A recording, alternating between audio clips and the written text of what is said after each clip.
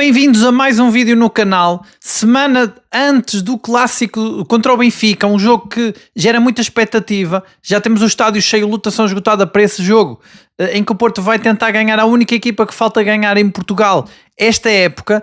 Temos boas notícias, mas também notícias não muito boas em relação a lesionados. Temos também novidades em relação ao mercado de transferências e já vamos analisar tudo. Mas primeiro pedi que deixes o like para dar uma força aqui ao canal. É muito importante deixares o like para que o vídeo entregue mais para mais pessoas. Não te esqueças também de subscrever o canal. Se ainda não subscreveste, já somos mais que 10 mil. Eu tinha ontem um subscritor que dizia rumo aos 11 mil antes do jogo com o Benfica. Aceito o desafio, vamos tentar chegar aos 11 mil antes desse clássico de quarta-feira. Pedi também que deixes o teu comentário, a tua opinião é sempre muito importante e gera sempre debates muito interessantes nos comentários. Já sabes que eu leio os comentários sempre todos e é sempre muito interessante saber a tua opinião. E eu começaria o vídeo de hoje por esse jogo com o Benfica, por essa antevisão, talvez pela pior notícia, que é a lesão do Diogo Costa. O Porto regressou aos treinos hoje, depois do dia de folga que o Farioli deu, depois daquele mini estágio muito intenso. Os jogadores dizem, aliás o PP dizia ainda na entrevista de ontem, que é muita intensidade nos treinos, são treinos curtos, mas muito cansativos, e o Porto precisa sempre dessas folgas. Eu também tenho dito aqui muitas vezes que é através dessas folgas que o Farioli tem o plantel na mão. Ele tem, como eu digo, a profundidade do plantel é cada vez maior, há muita qualidade no plantel e é difícil. Não é muito comum um treinador ter os jogadores que estão na mão como ele tem, principalmente com um plantel com tanta qualidade. Muitas vezes opções difíceis que ele toma, como aquelas decisões entre Gabri Veiga, Rodrigo Mora, entre Pablo Rosário e Varela. Há aqui várias posições em que eu acho que noutras épocas ou noutras equipas poderia dar até alguma confusão. Não tem dado, realmente os jogadores têm dado tudo pela equipa e essas folgas têm sido muito importantes. E a má notícia é que eu vi o boletim clínico. O Diogo Costa não está oficialmente no boletim clínico, é apenas o De Jong, o Neuen Pérez e o Francisco Moura. No entanto, o Diogo Costa está em gestão.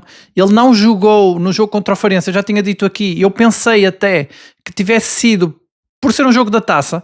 O Farioli quase que podia esconder esta dúvida do Diogo Costa. Se não tivesse no jogo com o Famalicão tido apostado no guarda-redes titular no Diogo Costa, podia ter apostado no Cláudio Ramos, mantendo a tradição do Porto de jogar com os guarda-redes suplentes na taça. E ninguém estaria aqui hoje com essa dúvida, nem a entender que o Diogo Costa está ali ainda com uma lesão, que eu acho que não vem do jogo com o Aves. Ele de facto lesionou-se naquele jogo com o Aves em que ele sai da baliza, contudo, de forma um pouco desajeitada, não devia ter saído como saiu, e depois falha a bola e acaba por se lesionar. Mas é no jogo com o Santa Clara, ao que parece, ele volta ali a ter um choque contra o Gabriel Silva. Agora, o que eu acho estranho é que ele jogou o jogo todo, portanto não sei também se é quente, não sentiu tantas dores, mas realmente o Porto tem tido muitas lesões, e até nisto aqui do Diogo Costa, não é normal um guarda-redes lesionar-se. Ainda por cima lesionar-se 2 jogos seguidos, é impressionante o azar que o Porto tem tido. Mas como é um jogo da taça, jogar a Cláudio Ramos não é assim tão grave. Sabemos que o Cláudio Ramos também dá garantias, embora o Diogo Costa é o Diogo Costa. Claro que eu prefiro ter o guarda-redes titular. É quase como aquela questão do Tiago Silva. Claro que o Kiwior e Bednarek é uma dupla de centrais excelente, mas trazer o Tiago Silva com ainda mais qualidade é elevar ainda mais o nível. Portanto, acho que o Diogo Costa, titularíssimo, capitão, vai fazer falta contra o Benfica. Ainda não é certo que não joga, ele pode jogar, pode recuperar a tempo, mas esse sinal que Farioli deu de jogar com o Cláudio Ramos, realmente eu já achava que tinha a ver com esse jogo da taça. Pensei que fosse uma espécie de prémio, mas de facto não faz muito sentido. Os treinadores, quando jogam com os suplentes na taça, coisa que o Farioli não é muito fã, e até usou isso durante 2 jogos, usou o Cláudio Ramos em 2 jogos da taça, também eram jogos mais fáceis, mas depois contra o Famalicão não quis arriscar. Normalmente os treinadores nesses jogos grandes, mesmo que seja para a taça, jogam com os titulares. É raro o treinador que continua com os suplentes, mas parece que Cláudio Ramos pode ser o guarda-redes contra o Benfica e seria a única, digamos assim, a única peça que faz com que o Porto não esteja na máxima força para esse jogo. Eu já disse aqui que esse mini estágio tinha ali objetivos muitos, claro. O Farioli dizia que era para a equipa ele disse isso no dia antes do estágio, que era para a equipa aprender a sofrer juntos para uma segunda volta que ia ser mais complicada. Já tinha dito antes que era para integrar reforços, mas depois acabou por ser só o Tiago Silva, porque o próprio Petruševski ainda não tem a autorização da FIFA, que é também uma coisa que me deixa um pouco estupefacto. Como é que a FIFA demora tanto tempo a dar uma autorização numa transferência que supostamente está tudo legal, não houve aqui nada de mais. O Porto antecipou-se de facto a vários tubarões que eu acho que até estavam a tentar evitar esta burocracia. Além de também, porque depois com 18 anos é mais fácil contratar, e o Porto também antecipou-se, já sabia que podia passar por isto, mas é um bocado É um bocado mau contratar um jogador e ele não poder sequer treinar com a equipa. Já há aqui vários depoimentos, como o do PP, que dizia que ele é um jogador muito alegre, e que vê-se que tem uma ambição e uma alegria que é muito parecida com o William Gomes. Eu também já tinha dito aqui que acho que foi nesse sentido que o Porto o contratou, para ser uma espécie de William Gomes do lado esquerdo, para ser o terceiro criativo do Porto. O Porto tem dois jogadores que desequilibram muito quando é preciso os abre-latas, quando é preciso algo mais para abrir defesas, e é o Rodrigo Mora e o William Gomes, e agora tem também Petrusevski, mas ele não vai estar disponível para o jogo com o Benfica porque a FIFA está a demorar muito a dar autorização. São as tais burocracias que o Porto já sabia que ia passar por isso, foi um pouco também à custa disso que acabou por passar à frente de Barcelona e Bayern Munique. Houve aqui bastante negociação também com o jogador, foi uma transferência difícil, mas que faz sonhar muito. É realmente um jogador com muito futuro, muito talento. Como eu dizia, eu não conhecia o jogador, mas depois que vi aqueles vídeos que também tinhas, que depois sugeri que visses também, e que muita gente comentou a dizer que realmente impressionante, que ele parece ter muita técnica e muito sentido de baliza, um jogador muito vertical e muito rápido. Muita imagem do William Gomes do lado direito, mas do lado esquerdo, mas ainda não deve ser a opção com o Benfica. E o Porto realmente prepara esse jogo no mini estágio. Eu acho que esse foi o grande objetivo deste mini estágio. O Farioli é muito perfeccionista, ele leva isto tudo muito ao pormenor, e como eu dizia, acho que este empate com o Benfica no campeonato ficou-lhe ali atravessado, e ele sentiu que precisava de algo mais taticamente para não ser surpreendido novamente contra o Mourinho, que é o ponto forte do Mourinho, é este, é ler o adversário e anulá-lo, sendo que também é o ponto forte do Farioli taticamente, mexer na equipa. Tanto que já vamos falar das transferências, parece que o Porto já tem muito alinhavado quem vão ser os próximos reforços, e também dá pistas de que de facto Farioli quer esses jogadores que podem jogar em várias posições. O próprio Petrusevski também dizia ontem numa entrevista a alguém ligado ao Jagiellônia, já não lembro quem era, que ele também podia jogar a segundo avançado, que até achava que ele jogava melhor nessa posição. O próprio Tiago Silva também é central, mas pode jogar a 6 se for preciso. O próprio Kivior, que é o central do lado esquerdo, vai começar a ser lateral esquerdo. Foi treinado no mini estágio para jogar lateral esquerdo. Contra o Benfica vai ser o lateral esquerdo, e portanto são jogadores que fazem várias posições. O próprio Bednarek, que joga do lado direito a central, mas também joga do lado esquerdo, vai voltar à posição de origem, digamos assim, do início da época. Eu lembro-me na pré-época, nos primeiros jogos, o Bednarek jogava do lado esquerdo com o Nuno Pérez do lado direito, e eu até me lembro de ter comentado que o Bednarek era pé esquerdo, tanta a qualidade com que ele conseguia sair a jogar com o pé esquerdo, a jogar daquele lado da defesa, no centro da defesa, que eu pensei que ele era pé esquerdo, mas realmente não, era pé direito. Depois muita gente corrigiu e fomos percebendo com o decorrer da época que ele é pé direito, mas realmente tem muita qualidade para jogar ali também. O Pablo Rosário, que também pode jogar em várias posições. Quase todos os jogadores aqui, o próprio Rodrigo Mora, que era um segundo avançado e hoje é um médio muito completo também, para jogar ali 8/10, e portanto muitas opções que o Farioli tem, variadas, de jogadores muito flexíveis que podem fazer várias posições, e os reforços vêm nesse sentido também. Em relação ao mercado de transferências, às saídas, o Martim Fernandes é o jogador que está aqui mais próximo de sair. O Liverpool está muito interessado em levá-lo. O Martim Fernandes está agora numa fase da época em que ele está a ter mais oportunidades. Ele tem jogado mais jogos, tanto do lado direito como do lado esquerdo.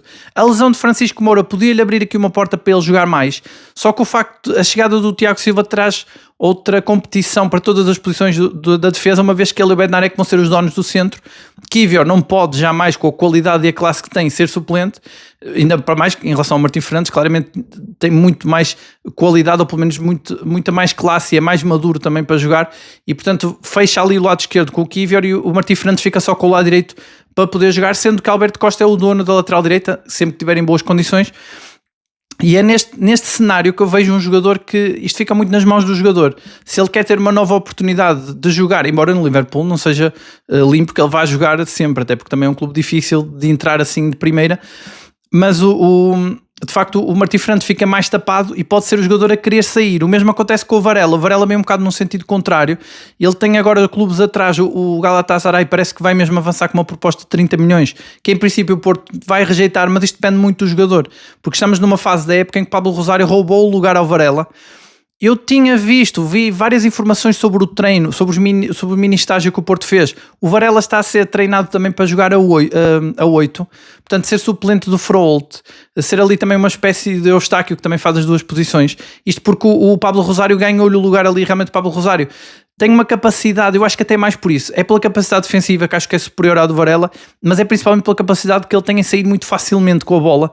o Pablo Rosário sai, como eu costumo dizer, são passos verticais que surpreendem o adversário. Essa simplicidade com que ele sai a jogar ajuda a que o adversário não consiga anular tão rápido o meio campo do Porto, que sabemos que a estratégia tem sido muito cair em cima do Varela e do Froholt, e o Pablo Rosário parece conseguir sair mais depressa também dessa pressão, e por isso que o Farioli tem apostado mais nele, claro que sempre gerindo bem o psicológico do Varela, não lhe tirando a titularidade. No jogo com o Santa Clara, de facto ele não foi titular, mas acaba por entrar na segunda parte, e também foi uma solução interessante, ali os dois juntos, Pablo Rosário e Varela, que fecharam completamente o meio campo. Portanto, o Farioli conta com ele, talvez mais para 8, e é a partir daí que esses dois jogadores poderão sair, porque mesmo sendo jogadores muito importantes, nucleares, acho que são dois jogadores que podem ainda dar muito ao clube, são dois jogadores que não estão com a titularidade certa, e isso pode mexer com eles. O mesmo acontece com o Rodrigo Mora. O próprio Farioli admitiu na entrevista que fez que o Rodrigo Mora ficou ali no verão um pouco afetado pela possibilidade de saída. Isso tem muito a ver com o facto de ele não ser titular indiscutível,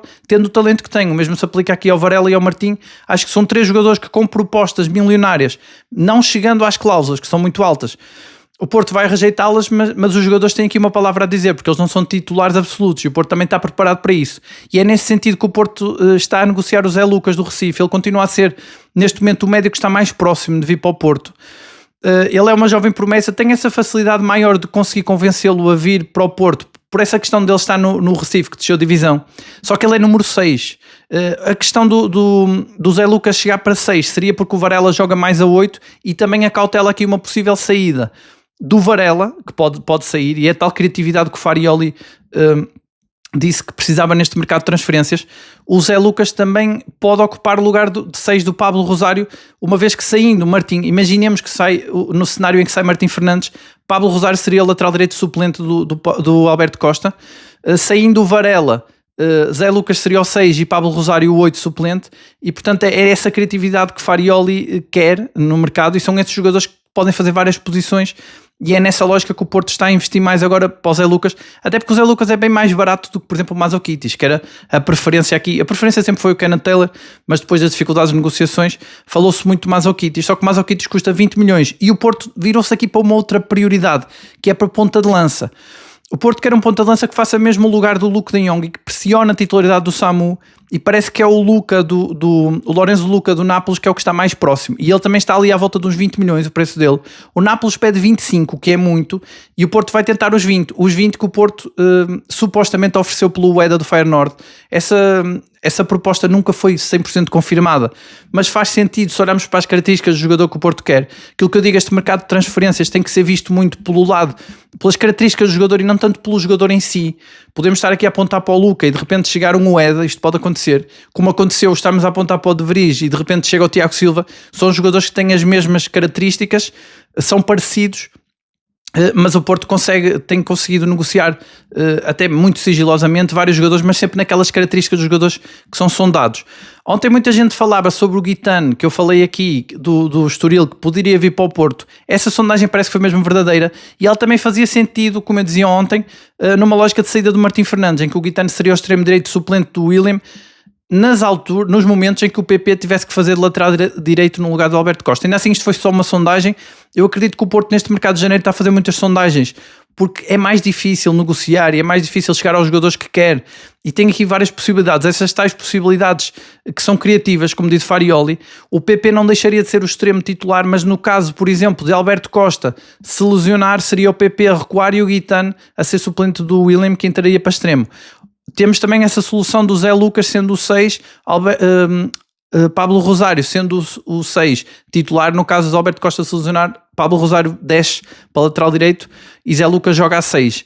E o mesmo acontece com esse central, o Quinté, que também tem sido muito falado. Parece que o Porto está mesmo interessado nele, e ele é bastante barato, são 5 milhões, penso que mais ou menos o valor dele, e é um central de pé esquerdo. Isto porquê? Porque ele poderia ocupar o lugar do Kivior, sendo ele, repito, os dois laterais de pé esquerdo. Obviamente o lateral titular será o Bednarek do lado esquerdo.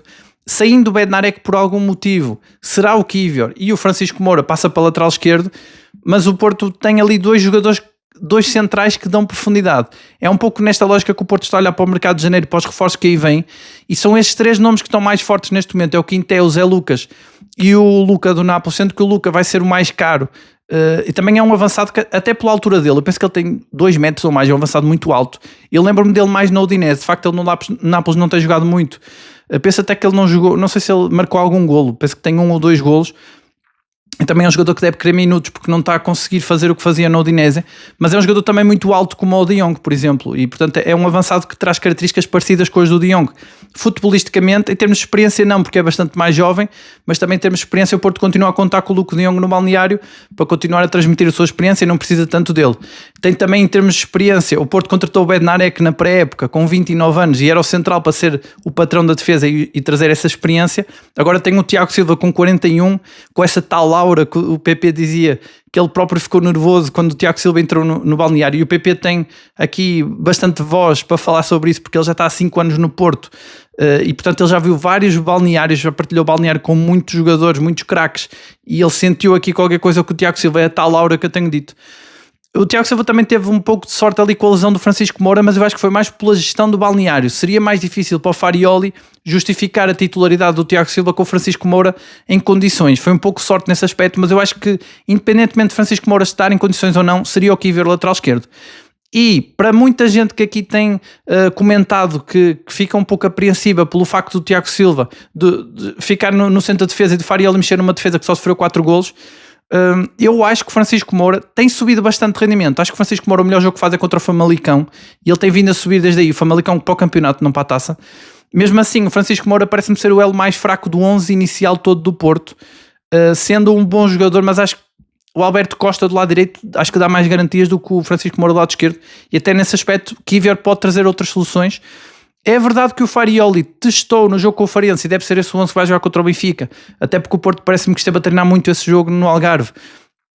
Ele pode usar o Rodrigo Moura mais solto na frente, tendo 3 centrais, porque o Kiwior, sendo lateral esquerdo, vai ser defensivamente mais forte que o Francisco Moura e pode dar mais liberdade aos jogadores da frente. O que me parece que ele vai fazer aqui vai ser manter o meio campo muito compacto com o Gabri Veiga, porque foi o Gabri Veiga que ele utilizou com o Farense, mas vai lançar o William Gomes a titular, que também é o outro criativo, são os 2 criativos que ele tem disponíveis neste momento.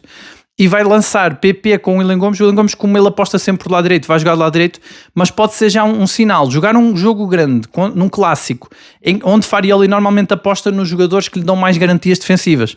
A lógica seria um Borja Sainz, não o William Gomes. O facto de jogar o William Gomes já mostra talvez que Farioli já conta com uma defesa que não é tão capaz de atacar porque conta com 3 centrais, sendo quando ele está lateral esquerdo, mas não vai ter tanta capacidade de atacar, mas aproveita isso para dar mais liberdade aos da frente, colocando um desses desequilibradores que normalmente só entra nos jogos ou para desbloquear jogos grandes, mas já no final, ou para jogos contra os pequenos, principalmente fora, em que precisa de arranjar mais espaços. E portanto acaba por lançar num clássico o William Gomes, acho que tem muito a ver com essa titularidade do Kiwior. O Zaidu, que era o outro lateral esquerdo que poderia vir, mas acho que não entra nesta equação, porque acho que o Zaidu não vai. Eu acho que o Zaidu agora perdeu o mesmo espaço com a chegada do Tiago Silva. Então, se chegar o Quinté, acho que o Zaidu não vai mesmo mais ter espaço no Porto. Mas o que é certo é que o Zaidu podia ser aqui mais uma dor de cabeça para o Farioli, mais uma opção para lateral esquerdo. Só que o Zaidu ganhou na CAN, está nas meias finais. Parece que o Zaidu nem tem sido titular na seleção. Isto também não é muito bom para o psicológico do jogador. Não sei com que motivação é que ele vai chegar ao Porto, mas dizem que o Zaidu tem sido muito falado como um dos elementos do balneário, que traz maior boa disposição, que traz um bom balneário. Portanto, é sempre um jogador importante para manter até ao final no balneário, mesmo que não tenha muitas oportunidades agora para jogar. E o Porto tem esse balneário blindado, forte, como eu digo, agora chega uma presença muito forte, muito experiente do Tiago Silva, que ajuda muito nos momentos, quando a equipa passar por momentos mais difíceis, será muito importante, embora o Porto até nem tenha passado por esses momentos difíceis, felizmente, e portanto é só mais um acrescente de experiência e qualidade. Eu acho que ele vai ser muito importante nestes clássicos, porque é sempre estes jogos muito fechados, como dizia o PP que deu mais uma entrevista, até se quiseres ver, eu acho que foi para a TSF hoje, não sei como é que o PP deu 2 entrevistas em 2 dias seguidos. Mas o PP disse isso, que o jogo com o Benfica era muito importante, lá está a tal importância que está ali na cabeça dos jogadores, porque é o clube que falta ganhar. E depois também o próprio o PP dizer que o Porto precisa de ganhar e que o Tiago Silva traz essa experiência para ganhar ao Benfica, e acho que estes jogos assim, estes clássicos, vai ser muito importante ter um jogador com a experiência dele. Ganham-se jogos muitas vezes com jogadores com esta experiência, e nas competições europeias estou muito curioso para ver, porque acho que o Porto nas eliminatórias leva a vantagem de ter um jogador que já ganhou o Champions League e que nunca ganhou a Liga Europa. O Tiago Silva até disse na entrevista que queria muito ganhar a Liga Europa porque nunca ganhou, é mais um jogador com essa ambição. O PP também voltou a falar disso na entrevista da TSF. O PP voltou a tocar num assunto que eu acho que, se não me engano, posso estar aqui enganado, mas acho que ele na entrevista de ontem não tinha falado sobre isso, sobre o Jorge Costa. Sabemos que o Jorge Costa traz essa motivação extra porque os títulos são para dedicar a ele e isso ajuda muito também a que a equipa esteja sempre motivada. O próprio Tiago Silva já falou também sobre isso, que queria respeitar esse legado e queria ser digno e alcançar até o mesmo que alcançou o Jorge Costa no Porto. O Tiago Silva, que até teve outras palavras interessantes, que ele também disse que queria dedicar o título ao Farioli porque sabia tudo o que ele passou na época passada no Ajax. Achei também interessante esse lado empático do Tiago Silva em relação ao treinador, que eu acho é curioso, que o Tiago Silva é bastante mais velho que o próprio treinador, portanto o Tiago Silva é quase uma espécie de treinador ali dentro também, e não é fácil gerir todos esses egos. É claro que o Porto está por cima, mesmo assim não é fácil, e temos ali jogadores, lá está, principalmente estes três que eu dizia, o Varela, Martim e Mora, que têm aqui propostas para sair, mas que não batem as cláusulas, que o Porto vai rejeitar e o Porto tem aqui que saber negociar. Embora eu acredito que o Mora não sai precisamente porque é esse tal jogador que quer ser campeão e que tem esse espírito de querer até ao fim com o contrato. Já o Varela e o Martim não tenho tanta certeza. Mas temos também o Samu, embora acho que o Samu é um outro caso à parte. O Porto investe muito no Samu, a própria contratação de um ponta de lança, o Porto vai pagar mais caro, o reforço mais caro vai ser um ponta de lança, é pensar na evolução do Samu. Portanto acho que depois de todo este investimento que o Porto faz no Samu não fazia sentido ele sair, mesmo que o Tottenham avance com a tal cláusula de 100 milhões, que mais uma vez parece bluff, porque o Tottenham anunciou, ou melhor, foram os jornais ingleses que anunciaram que o Tottenham ia avançar com a cláusula e não avançou. É assim, também é justo que os adversários tentem primeiro convencer o jogador. Podem ter tentado e com certeza bateram num muro, porque o Samu não deve estar interessado em sair do Porto, e pode ter sido isso também que fez com que não avançassem. O mesmo pode ter acontecido com o Atlético em relação ao Mora. O Porto também fez isso, por exemplo, com o Piatuzevski, isso é normal, tentar convencer primeiro o jogador, sondá-lo. Não sei se foi isso ou não, no entanto o mercado só fecha em fevereiro e portanto o Porto vai ter aqui alguma dificuldade para segurar alguns jogadores e, como eu digo, no final da época vai ser ainda pior, sendo que eu acho que o Porto vai conseguir segurar a maior parte dos jogadores com uma ambição talvez na Champions, e o próprio Vilas Boas sabe que vai passar por isso, tanto que ele já blindou tanto o Diogo Costa como outros jogadores, e ele ainda esta semana dizia em entrevista que o Froholt tinha que ficar no Porto mais épocas para se tornar um jogador de topo e que já estava a melhorar muito, portanto ele já aqui ia prever que no próximo verão vai ser difícil segurar o Froholt. Também é o interesse dos gigantes tubarões pelos jogadores do Porto, há muito interesse nos jogadores do Porto, e isso também acho que não afeta agora, até porque o Porto está com muita sede de títulos, há muita expectativa à volta desta equipa. Como eu dizia, os próprios bilhetes esgotam em poucas horas, muita emoção tanto com os jogadores como com a equipa, a própria equipa técnica que também passou, como disse o Tiago Silva, que passou a época passada, está toda a gente muito com fome de vencer, e acho que isso faz com que, por muito que haja interesse e ruído de fora, é mais fácil blindar. É o que eu digo, na próxima época, no próximo verão vai ser mais difícil, mas acho que o Porto tem sido muito, muito detalhista desde que chegou o Farioli a preparar tudo, e acho que o Porto vai conseguir encontrar formas de blindar, mas acho que para já está bem blindado, sendo que estas possíveis saídas do Varela ou do Martim já têm essas soluções pensadas, o Zé Lucas, o Quinté, são soluções criativas, como dizia o Farioli, e depois tem o tal ponta de lança, o Lorenzo Luca, que é como eu digo, pode não ser ele, mas vai ser um ponta de lança com estas características com certeza. Houve outros nomes que foram sugeridos aqui, até por subscritores, e por isso digo, se tiveres outra sugestão, algum jogador que acho que o Porto deve contratar, deixa nos comentários, já sabes que eu leio sempre todos, e é sempre interessante, acrescenta sempre aqui. À hora que estás a ver este vídeo, pode já haver mais novidades do mercado. A verdade é que o Porto está muito intenso nas negociações para conseguir um reforço. Agora, claro que ficou com mais tempo para contratar, porque o mini estágio já terminou e esse objetivo de incluir os reforços já não faz sentido. No entanto, o Porto ainda quer o tal ponta de lança e o médio pelo menos, e pelos vistos também uma defesa, e pode acontecer à hora que estás a ver este vídeo já haver mais novidades. Podes deixar também nos comentários, é sempre muito importante também que deixes, ou até nomes que achas que o Porto poderia contratar, até sugestões, são sempre muito interessantes as sugestões que ficam nos comentários. Eu volto amanhã com mais um vídeo, com mais novidades.